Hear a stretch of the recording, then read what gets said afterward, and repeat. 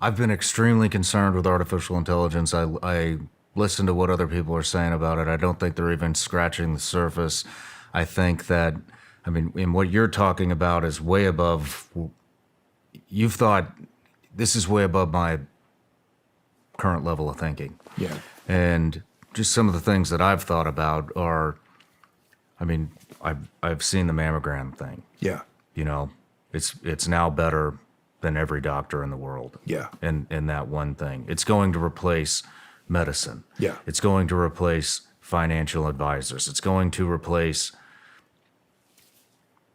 attorneys. Yeah. It's going, and so it's going to it sounds like it's going to replace everything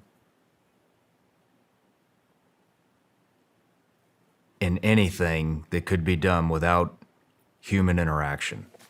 Yeah, there's going to be a lot of that. Everything. The only thing I can think of that it wouldn't replace are blue collar jobs, manual labor. Yeah. And I mean, we've read about that for decades now, that Yeah. manual labor is going, or manual labor, blue collar jobs, plumbers, carpenters, auto mechanics, these type of professions are going to they're going to trump all the other professions that have been making all the money for the past 50 years or however long. And to me, and there's so many people now that are in tech and they're in professions that don't require any human interaction, that it makes me think not only are a lot of people about to lose their jobs to artificial intelligence, I think it also has the potential to make currency completely irrelevant, because if nobody's working, then there is no currency to be earned. Yeah. Which means, I mean, I don't know what that means. Does that mean it means poverty on a mass scale? Well, poverty or a new Poverty system. to a demographic of people who have no idea how to survive. I mean, we have people that can't figure out how to change a light bulb now. Right. And that's not even picking on them. Right. I'm being serious. Yeah. You know, they can't fix anything. They don't know how to start a chainsaw. They don't know how to start a lawnmower. They don't know how to change the oil in their car. They don't know how to change a tire. If the tire goes flat, they don't know how to change a light bulb. Yeah.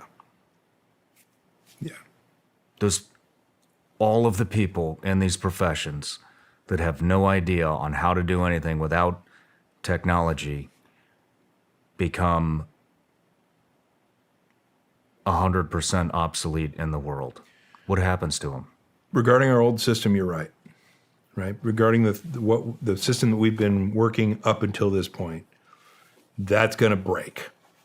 And from a 50,000 foot view, I mean, you know, monetary systems and trade and currency is simply a means to get people to do something for the good of the system, or we'll call it society, right?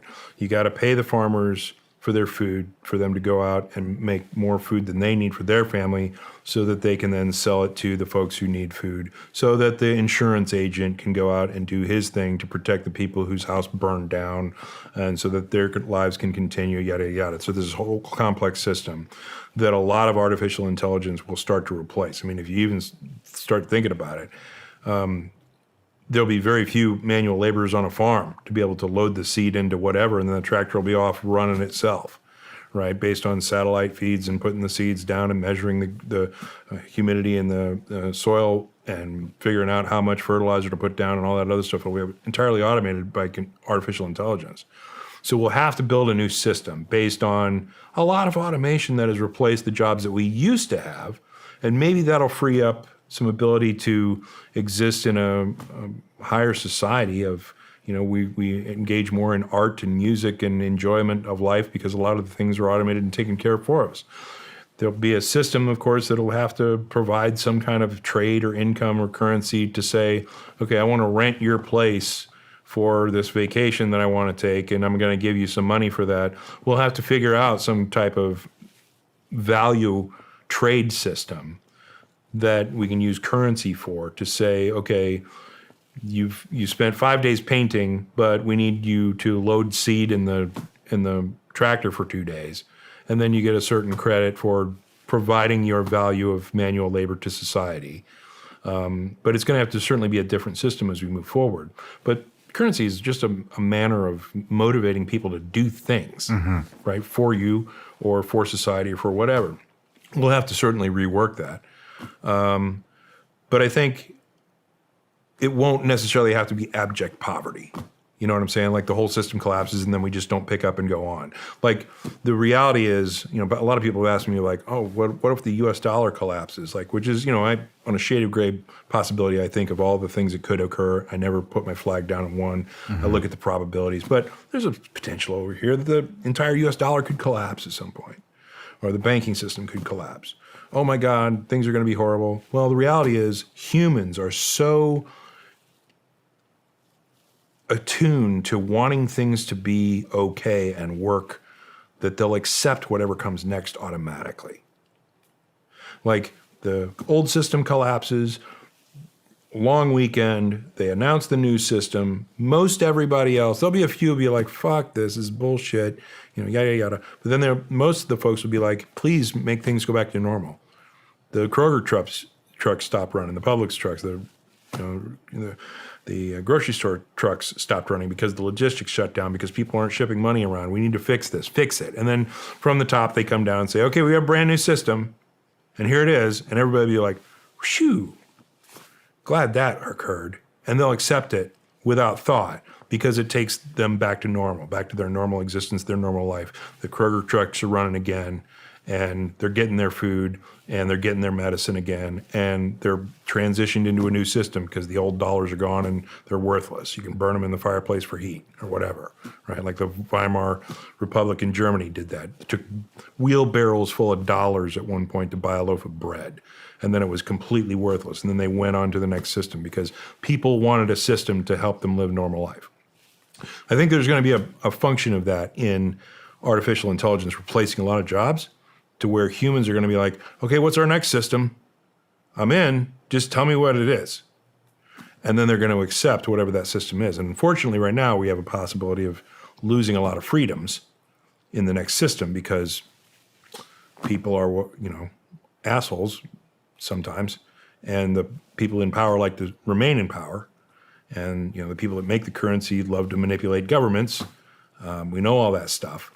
They're going to continue to do that. It's not like they're going to say, okay, well, that's all done.